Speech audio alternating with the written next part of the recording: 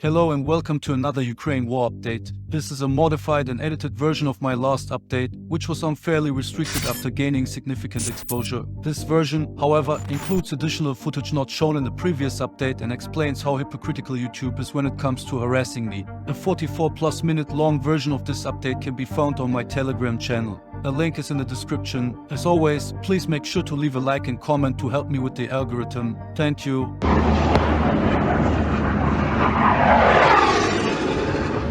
On August 6, 2024, Ukraine launched a large-scale incursion into Russia's Kursk region. Since then, several videos, pictures and reports of the ongoing event have surfaced. By now, it's clear that Ukraine aimed to actively seize Russian territory, and they have been very successful in doing so. From the Sumy area, several larger mechanized and motorized units advanced across the border towards Sucha. Russian surveillance drone footage claimed to show that Ukrainian forces used Striker armored personnel carriers in their incursion. While the footage is definitely of very low quality, there has also been a picture of a Stryker with a mine plow released that was attributed to the area. Higher quality drone footage also showed a pair of Humvees reportedly used by Ukrainian special forces that were engaged by Russian drone-dropped grenades and had to relocate several times because of this.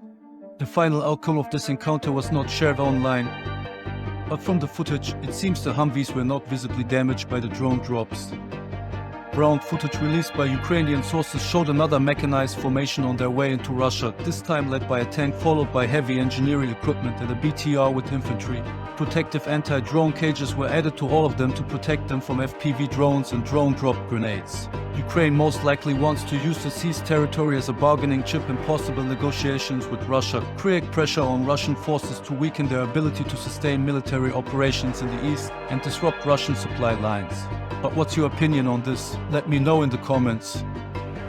I think that especially under the shadow of possible future negotiations between Ukraine and Russia, the attempt to occupy and hold parts of Russian territory can make sense from a negotiation standpoint. It would give Ukraine more negotiating leverage when it comes to possible future territorial distributions. Right now, Ukraine would have to cede territories in negotiations, but this way it could at least demand parts of southern or eastern Ukraine currently occupied by Russia in exchange for withdrawing its own troops. In short, a simple trade. While I would consider this smart, I however have doubts if Ukraine has the resources in terms of manpower and equipment to really pull this off seriously. Russia responded with the heavy use of Iskander-M missiles, striking several of the Ukrainian columns, as shown in this example. From the footage, it looks like at least 5 vehicles in the column, mostly consisting of MRAPs, were destroyed by the strike. Another Russian-released drone video shows a pile of 6 destroyed and disabled Ukrainian vehicles. I am not entirely sure if this is the same location, but from the looks of it, the probability is high. However, the Ukrainians also inflicted losses on the Russians, and here in the picture, we see 2 destroyed Russian tanks that were being transported on trucks to the front and were intercepted before they could be unloaded. To protect their columns during the incursion into Russia from air attacks, the Ukrainians deployed several air defense systems in the border region, but at least 2 of them were destroyed by Russian Iskander-M missiles. This is based on geolocated footage showing one being destroyed by cluster munitions, as seen here. The other one was spotted on the move and also took a direct hit. The Russian Ministry of Defense even released more footage of cluster munition strikes, and here we see another hit on a static Ukrainian column consisting of 8 vehicles. There have also been reports, backed by drone footage, stating that a large number of Russian conscripts surrendered to Ukrainian forces. While the quality of the footage and released pictures is also pretty bad, we can still see that the number of Russians is definitely large. The most stunning footage coming out of this area recently is this FPV drone video showing a Ukrainian FPV drone hitting the tail of a Russian Mi-28 helicopter. While it was not confirmed that they hit down the helicopter, a picture released showed that at least one other Russian helicopter was downed in the area. As of August 9th, there has been another video released showing a second alleged hit on the tail of a Russian helicopter by an FPV drone in the region, although the final outcome was not shown in this instance either. It is very interesting that they now seem to have been able to pull off such a hit twice in a row. You might remember that they tried such a thing several times before and failed. This makes me wonder if perhaps some experimental AI was involved, but this is just speculation and should be taken with a big grain of salt. Additionally, more footage has surfaced showing a large group of Russian border guards surrendering after their border post was hit by several FPV drones. These scenes were filmed at the Sucha border checkpoint, about 6 miles outside the town of Sucha. According to the source of the video, about 50 Russian border guards and conscripts raised a white flag, laid down their arms and surrendered. It also stated that the Russian command left them without support, abandoning their soldiers to their fate. Putin held an emergency meeting to discuss the situation, and it has been reported that Russia declared a state of emergency for the Kursk region. Additionally, videos and reports indicate that Russia has already deployed reinforcements to the area, as this footage seems to demonstrate. However, it appears that Ukraine has already destroyed at least one of these columns sent as reinforcements, as shown in a video released between August 8th and 9th. On August 9th, a video was released claiming that the strike was conducted by a HIMARS. If you're wondering why there are so many blurred scenes in this video now, let me explain. My latest Ukraine war update was flagged and age restricted by YouTube. They claimed it was due to violent content, but based on publicly available data, that's just an excuse. First of all, my video showed no injuries or real violence, especially compared to a Telegraph update, for example, that clearly showed the killing of 2 Russian soldiers. Additionally, there are hundreds of content farms that use thumbnails featuring corpses, sometimes even highlighting them like gummy bears to attract the very younger audience YouTube claims to protect. Yet, these videos are not restricted. Also, people even openly admit in the comments that they reported the video for troll reasons like here.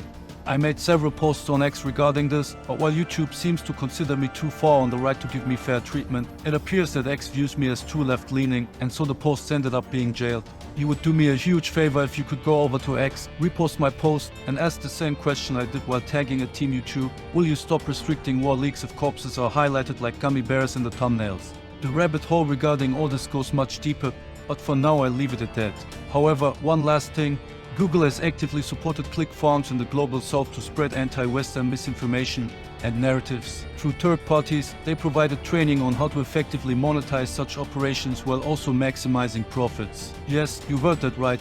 I will link this in another article regarding this in the description. Fellow channel owners in the political spectrum who have faced similar challenges over the years will likely find this interesting. Russia continued to release footage of strikes on Ukrainian military equipment, including German Marder IFVs and HIMARS. Also, it has been reported that Ukraine advanced up to 15 kilometers into Russia while also seizing territory, so I think we can speak of a Ukrainian Kursk offensive by now.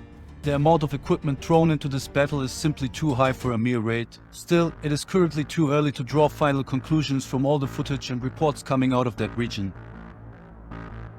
This map by the Institute for the Study of War as of August 12, 2024 provides a good summary of the region where Ukraine was able to establish a presence for now. This, however, can change any time given the current dynamics of the situation. To give a clear picture, we need to wait a few days or perhaps even weeks to see how everything unfolds. One thing is for sure, Russia was pretty much caught off guard by this. In the beginning, they were only able to respond with Iskander missiles and Lancet strikes, and we saw no use of aviation or FPV drones. However, this has changed now. As of now, it seems Russian aviation started operating in the area, as a lot of video released by the Russian Ministry of Defense shows. As you can see, Russia has also started to deploy FPV units against the Ukrainian invasion, and it has been reported that these FPVs were using fiber optic cables. And Ukraine did not only use Western gear but also their domestically produced BTR-4 armored personal carrier as shown in much of the newly released footage. Here are 2 on the advance, and here we have a duel between what was reported as 2 Russian BTR-82A vehicles and the BTR-4. The footage is in very low quality, and it is hard to say for sure who is who here, but based on the triangle it seems the BTR-4 is the one getting engaged here. According to General Syrskyi, as of August 13, Ukraine successfully seized and now controls 74 settlements within Russian territory. This helmet cam footage shows a sabotage group of Ukrainian special forces ambushing a Russian truck that was transporting soldiers in the Kursk region. The special forces operators used small arms fire, machine guns and rocket launchers in their ambush. They engaged without a clear line of sight on their target for the most part, firing through a bush at the Russians. However, they also assaulted the vehicle, which started to burn. Unfortunately, I can't share the footage of this in motion due to the previously stated reasons. I hope you understand this. Like if you do. This unit of Russian soldiers riding on top of a BMP encountered a Ukrainian drone approaching them. At first, they thought it was a friendly one, but they soon realized the opposite. In response, they started shooting at it, effectively downing the drone in the process, which produced this footage. A Russian Buk M1 air defense system is spotted by a Ukrainian drone. It tries to conceal itself in a nearby tree line. What the Russians do not know is that the Ukrainian HIMARS already had their coordinates. The Russian Buk gets hit by a precise strike and explodes. It won't be the only HIMARS strike included in this update. This Russian air defense system here tried to hide inside a building from being spotted, not knowing that a Ukrainian drone had already tracked it and forwarded its position to a HIMARS. Another launch, another hit and another destroyed air defense system. Recently, Ukraine has started to actively hunt for Russian air defense systems more frequently. This was most likely done in preparation for the arrival of the first F-16 fighter jets, which I will also show later in this video. The HIMARS, with its accuracy, is the perfect choice for this task, as all these images show.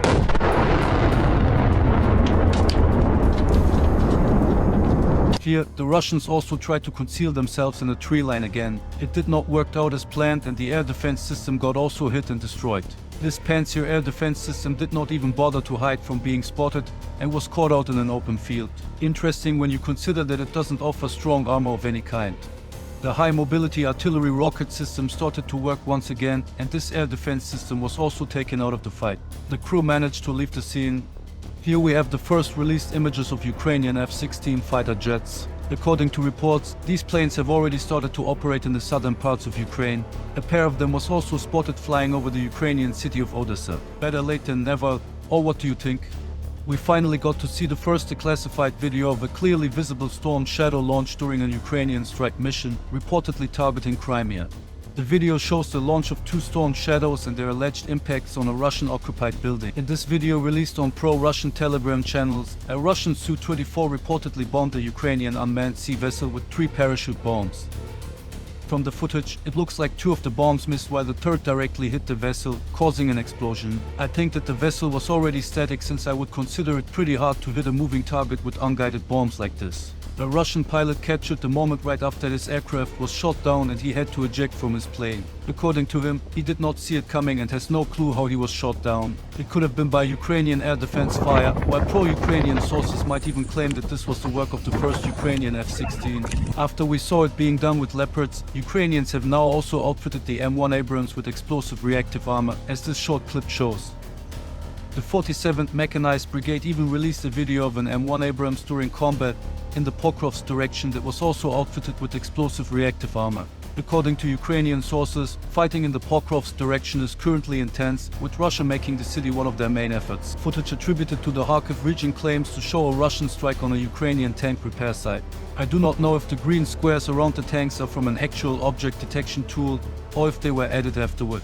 However, there are a lot of drones that have such technology inside them by now. According to the Russian Ministry of Defense, the site was struck by an Iskander missile after a drone observed the location for some time. However, the footage has not shown any clear outcome of the strike. While it is clear that the area was definitely hit, it cannot be determined how much damage was caused based on the footage alone. Recently released helmet cam videos show Russian soldiers intercepting incoming Ukrainian FPV drones with small arms fire. In addition, 3 other Russian helmet cam videos capture attempted interceptions that resulted in very close calls, all filmed from the soldiers' point of view. One of the videos is even 13 minutes long. You can find them in my edit on Telegram, although I cannot share them here. Here we have archival helmet cam footage released by the Ukrainian 3rd Separate Assault Brigade, showing them using an MG3 machine gun to engage Russian positions from their trench. Just a few days before Ukraine's Kursk offensive, the Russian Ministry of Defense released a high-quality propaganda video aimed at portraying the religious diversity within their ranks. The video shows Christian and Muslim soldiers unified in their goal. Since it is merely a propaganda video for recruitment purposes, I won't share the whole thing here, but I've included these parts so you can see the production value Russia is using to try to recruit new personnel. This helmet cam footage shows a sole machine gunner of the Special Light Police Brigade in urban combat inside the town of Toretsk. What is interesting about this video is its location. Some of you might remember that in my last Ukraine war update there was also a segment showing this brigade but in the Kharkiv region.